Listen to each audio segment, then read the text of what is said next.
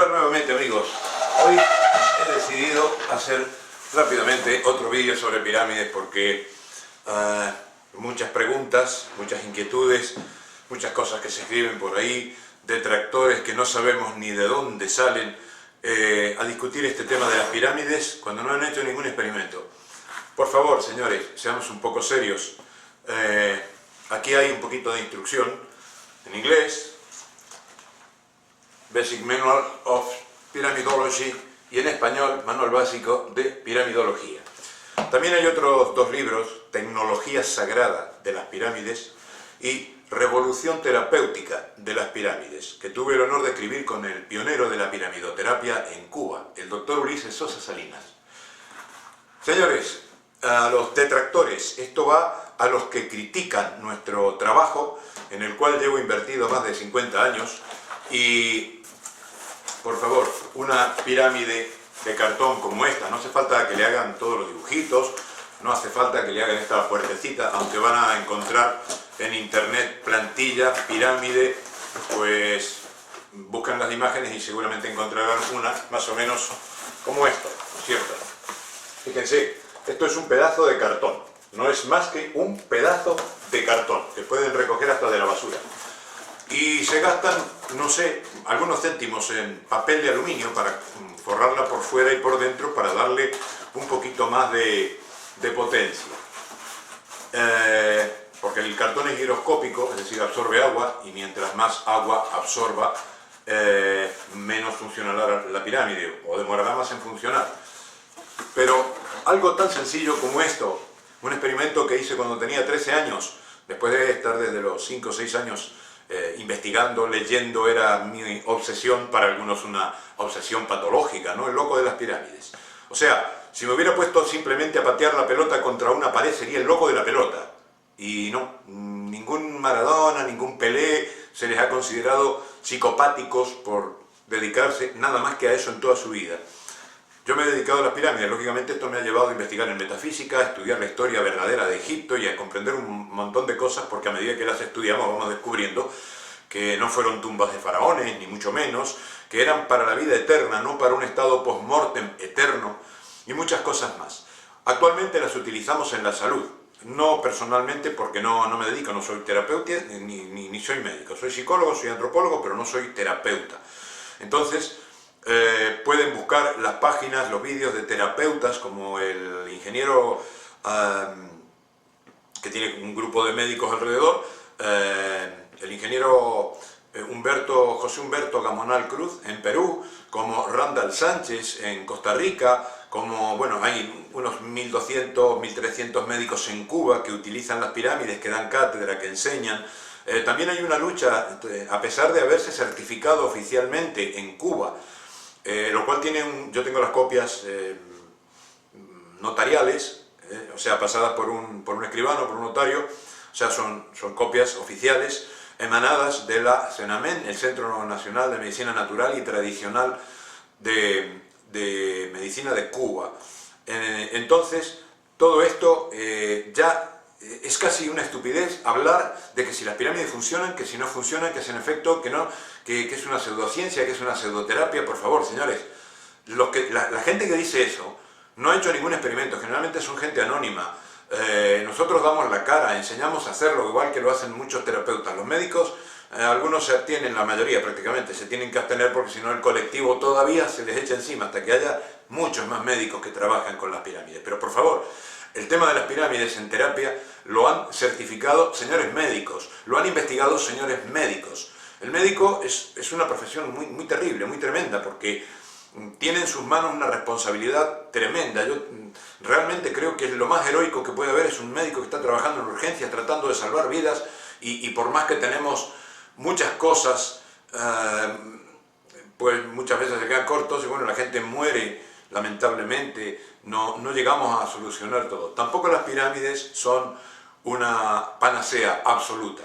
Sin embargo, como digo muchas veces, es lo que más se aproxima, porque coadyuva en el tratamiento de muchísimas cosas, sobre todo enfermedades reumáticas, degenerativas, porque aquellas que no tienen etiología o conocida, nosotros sí sabemos cuál es, en la mayoría de los casos, la etiología.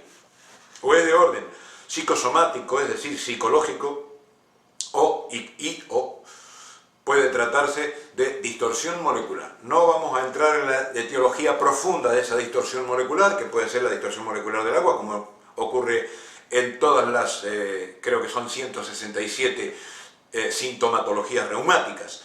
Pero, ¿por qué se curan todos los casos de reumas con las pirámides? ¿Por qué? No estoy hablando de que ayudan a curar, no. A ver, hemos conseguido con la pirámide cosas que no se han conseguido con otros métodos terapéuticos. Sí, complementados muchas veces con un proceso psicológico, muchas veces con apiterapia, que también funciona de maravilla cuando está correctamente hecha, con homeopatía, cuando verdaderamente se trata de un homeópata que hace los medicamentos, y no como hemos descubierto que hay medicamentos homeopáticos falsos en algunas farmacias en algunos países.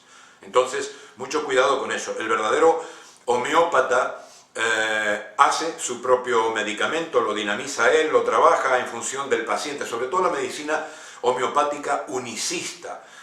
Trabaja en interacción con la piramidología prácticamente todas las formas terapéuticas.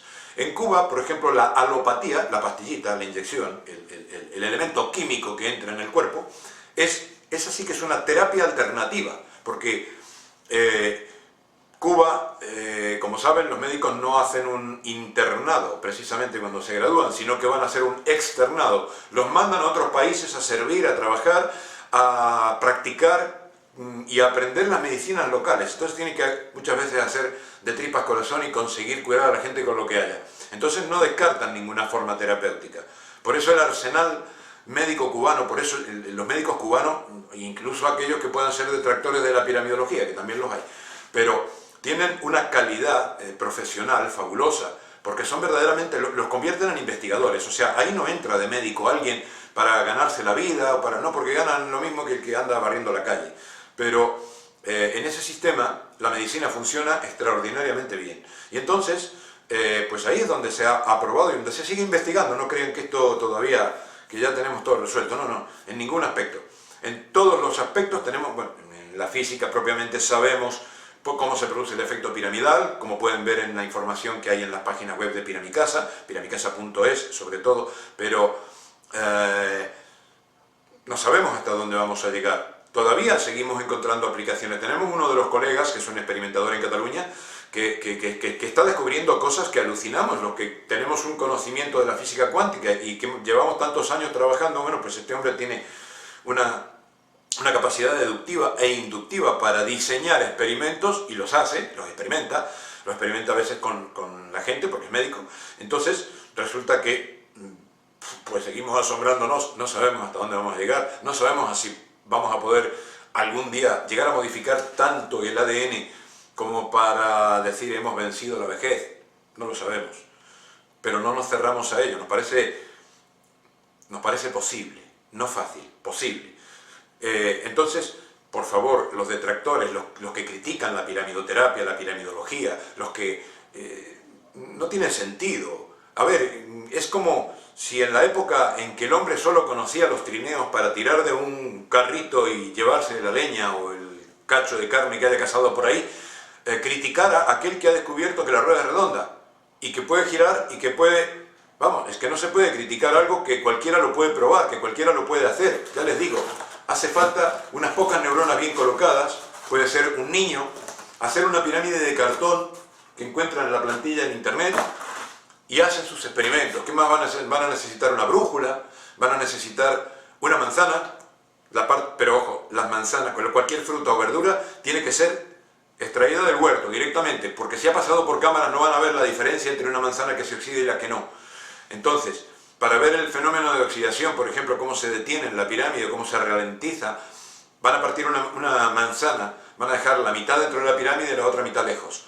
Pero tiene que ser manzana de huerto, esa que han cogido ustedes del árbol, aquella que han comprado en el almacén, pues no, como no sea del mismo hortelano que viene de la huerta y viene con el cajón de manzana, bueno, pues que no ha pasado por ninguna cámara, que no se ha congelado la manzana, que no ha pasado, y menos las que están radiadas, pues eso tiene que ser fruta, verdura natural, absolutamente natural, sin haber pasado por ningún proceso. Y van a poder comprobar cómo en unos minutos media hora como mucho en algunas especies muy duras de pulpa muy dura de manzana, media hora para que ya se ponga marrón, mientras que la de la pirámide puede permanecer días. Finalmente se va a poner marrón porque se va a deshidratar y se va a convertir en una pasa. Curiosamente, depende de la variedad, depende cómo estén estructuradas las moléculas de agua dentro de la misma manzana, y otros elementos, por supuesto, en interacción con las moléculas de agua, puede que una manzana dure fresca meses, que nos ha ocurrido, ¿vale? Son fenómenos que tienen sus variables, pero lo que ocurre, en todo caso, es que no se va a podrir,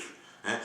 Se pueden contraer algunos hongos dentro de una pirámide, pues no se impide que prosperen algunos hongos no saprófitos, que finalmente también se secan, pero puede ocurrir, en los experimentos se aprecian muchas cosas, algunos hongos pues igual se pueden producir. Hay que ver que la fruta esté limpia antes de meterlas en la pirámide, pero esto les va a pasar hasta en una nevera, a veces ya a menos que esté congelado totalmente, pues les va a ocurrir que se pueden producir hongos, ¿no? Sobre todo aquellos que son criógenos, o criófilos, es decir, hongos que aguantan la temperatura. Bueno, pues hay hongos que no son saprófitos y pueden estar dentro de una pirámide. Mayormente los hongos infecciosos son todos saprófitos. Los hongos peligrosos, venenosos, suelen ser saprófitos. Hay algunas excepciones. Con las bacterias no. Hasta aquí se nos ha dicho que hay una bacteria posiblemente que no sea saprófita, una variante de la legionela que no sea saprófita. Saprófito es, les aclaro para los que no sepan, es el bichito que come de la podredumbre o produce putrefacción para poder nutrirse. Bueno, las bacterias saprófitas en la pirámide no pueden vivir, se mueren, quedan inactivas y finalmente, lógicamente, se mueren. En un cuerpo vivo, enseguida esas bacterias son eliminadas. Entonces, pues quedamos prácticamente invulnerables, los que vivimos o dormimos dentro de pirámides, quedamos prácticamente invulnerables al ataque bacteriano. Con respecto a los virus, a veces, bueno, pues se han dado unos pocos casos. En un poco más de 5.500 casos ha habido tres, que durmiendo en pirámides han tenido fiebre, han tenido síntomas gripales, han tenido una situación y se las ha investigado. Y bueno, ¿qué ha pasado? Que han estado junto con personas recientemente vacunadas, O sea, una persona vacunada contra la gripe o contra las vacunas que le ponen a los niños, pues muy probablemente enfermen a los padres, y así es como ha ocurrido en estos tres casos. Aparte de, en 2 de ellos, comprobado gran cantidad de chemtrails, sobre todo en uno, en Inglaterra. Entonces son cosas que se pueden sumar a que haya una carga virósica muy fuerte. No obstante, no sé qué habría pasado con esas personas si no hubieran estado durmiendo en pirámides, porque han tenido un ataque vírico, como lo han determinado, por lo menos en 2 de los casos lo determinaron los médicos. Casos de ataque vírico, carga virósica muy grande. La pirámide no está demostrado que sea antivirósica, porque el virus propiamente no produce putrefacción. Ataca, hace su daño, hace su cosa, busca material génico desparramado para poder reproducirse. Entonces, cuando no hay lisado bacteriano, cuando no hay una gran mortandad de bacterias, porque encima la pirámide no las rompe como los antibióticos, sino que el material génico no se desparrama porque la bacteria se queda estática, se queda incapacitada de hacer ningún trabajo, el cuerpo la elimina rápidamente, entera.